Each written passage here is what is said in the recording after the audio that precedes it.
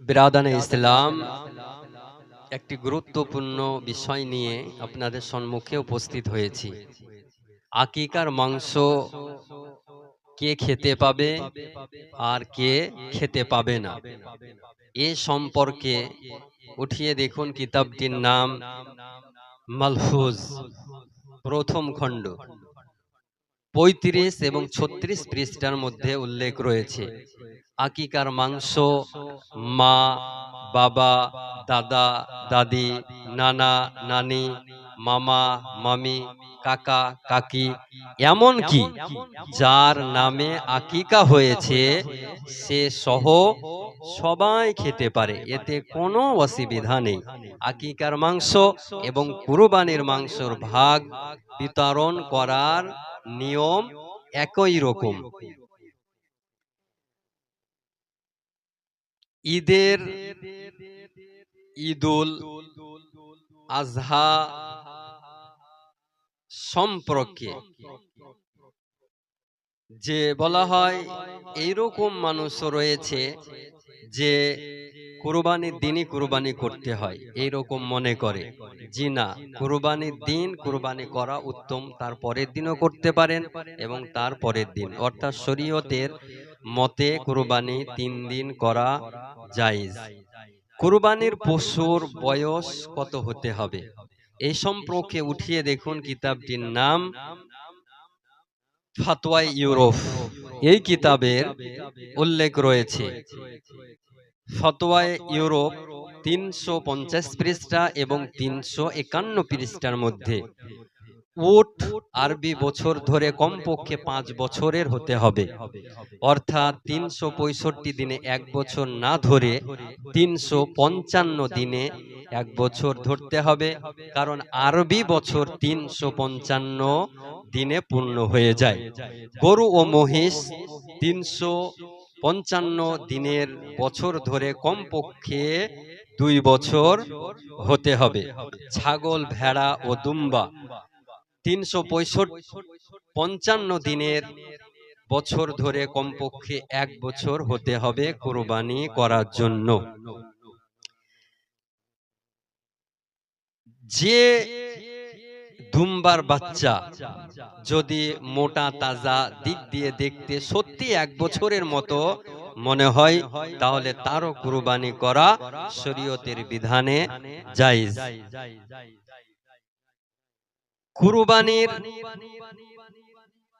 মাদা পশুর পেটে যদি বাচ্চা থাকে আর পেটের মধ্যে থাকা ওই বাচ্চার মধ্যে যদি রূহ চলে আসে, তাহলে ইমাম আবু হানিফা রাদিয়াল্লাহু তাআলা আনহুর মতে কুরবানি করা জায়েজ হলেও সেটা মাকরুহ হবে।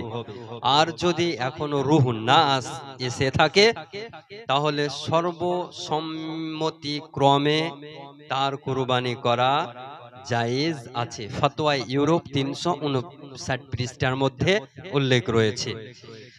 কোন পশুর যদি জন্মগতই লেজ কান না থাকে, তাহলে তার কুরবানি করাতে কোনো অসুবিধা নাই, আপনি কুরবানি করতে পারেন। ফতোয়ায়ে ইউরোপ ৩৬১ পৃষ্ঠার মধ্যে উল্লেখ রয়েছে। কোন ছাগলের স্তনের দুধ যদি শুকিয়ে যায়, তাহলেও তার কুরবানি শরীয়তের বিধানে জায়েজ। ফতোয়ায়ে ইউরোপ ৩৬২ পৃষ্ঠার মধ্যে উল্লেখ রয়েছে। কুরবানির চামড়ার টাকা পার্থিব কাজে খরচ না করে ধর্মীয় কাজে খরচ করতে হবে।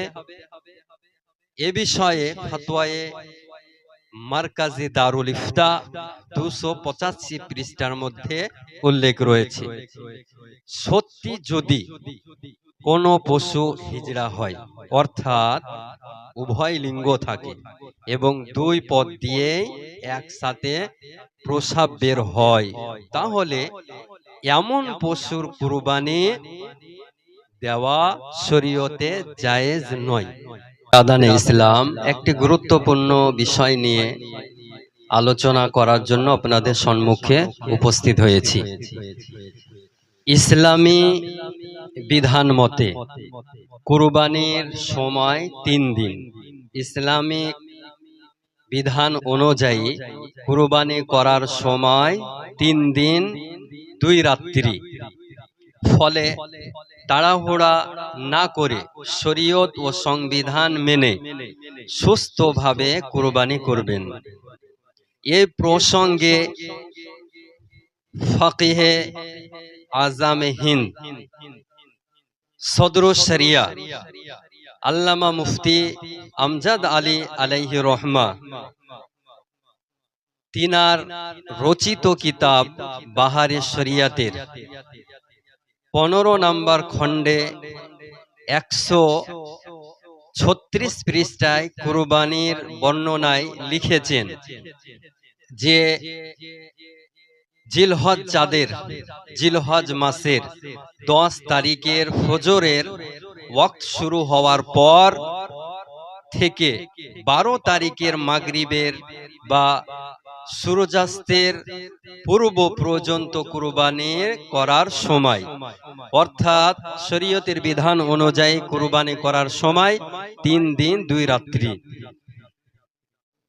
আইয়ামে নাহার বা কুরবানির দিন সমূহ বলা হয়। এই কিতাবে আরো পরিষ্কারভাবে লেখা আছে যে জিলহজ মাসের 10 তারিখের পরবর্তী 2টি রাত্রিও কুরবানির দিন বলে গণ্য হবে। ওই রাত্রে গুলিতে কুরবানি করতে আপনি নিঃসন্দেহে পারেন, তবে রাতে জবাহ করা মাকরুহ বা অপছন্দনীয় বলা হয়। কিন্তু তার মধ্যে একটি শর্ত লাগানো হয়েছে, সেই যুগে রাত্রে আলোর পরিমাণ কম ছিল, এই কারণে মাকরুহ বলা হয়েছিল। কিন্তু বর্তমান সময়ে লাইটের ব্যবস্থা অতিরিক্ত বেশি, এই কারণে শরীয়তের বিধানে রাত্রিও কুরবানি করা জায়েজ, কোনো সমস্যা নেই।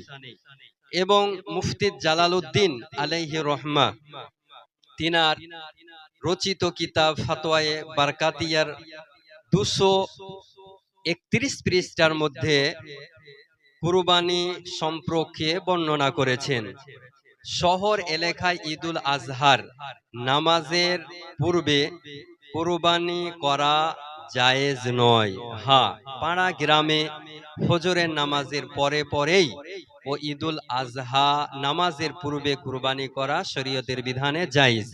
বরং ফজরের ওয়াক্ত শুরু হওয়ার পর থেকে কুরবানি করা জায়েজ আছে, যদিও সূর্য ওঠার পর করাটা উত্তম। এবং ফাকিহে মিল্লাত আলাইহি রহমা তিনার লিখিত গ্রন্থ ফাতওয়ায়ে মারকাজে তারবিয়াতে ইফতার 330 পৃষ্ঠায় লিখেছেন, যদি কেউ শহরে ঈদুল আজহার নামাজের পূর্বে কুরবানি করে ফেলে তাহলে তার কুরবানি হবে না। কেননা শহরে কুরবানি হওয়ার জন্য শর্ত হলো ঈদুল আজহার নামাজ হয়ে যাওয়া। তবে হ্যাঁ, পাড়া গ্রামের ক্ষেত্রে এ শর্ত নাই। পাড়া গ্রামে ফজরের ওয়াক্ত শুরু হওয়ার পর থেকে কুরবানি করা শরীয়তের বিধানে জায়েজ। এ সম্পর্কে আপনি উঠিয়ে দেখুন মিরাতুল মানাজি সারা মিসকাতুল মাসাবি নামক কিতাবের 2য় খণ্ড 376 পৃষ্ঠায় বর্ণনা করেছেন মুফাসসিরিনে কোরআন